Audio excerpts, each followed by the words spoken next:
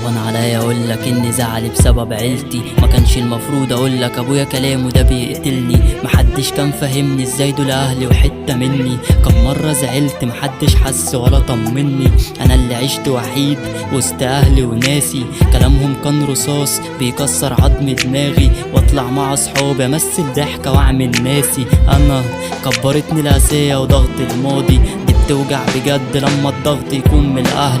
لما تبقى جوا البيت وتلاقي ملكش حد، والله ما كانش سهل احكي الناس غريبة ولحن. بخاف الليل يجيني الحزن ينزل فيا جلد، في جوا دماغي زعيق ما يسكتوش بنادول. سؤالي كل يوم اكيد مش اهلي دول وحوش. ساعات بصعب عليا وبكون بتمنى الموت، انا الوحيد عشت حياتي عد ضغوط. كان نفسي اجرب حضن ابويا مرة بس، كان نفسي لو لمرة طبطبة وبيا حس. متفرقين انا وانت ياما وقلبي بدون الكسر، من يوم ما جيت عالدنيا وانا حظي دايما نحس.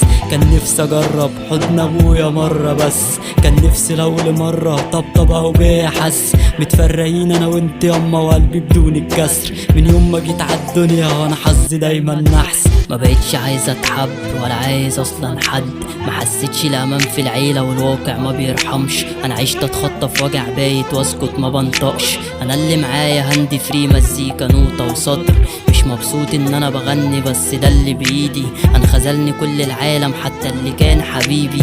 ازاي تغيبي يا بنت قلبي ازاي تسيبي، حبها في وريدي وهي حبها على قد جيبي.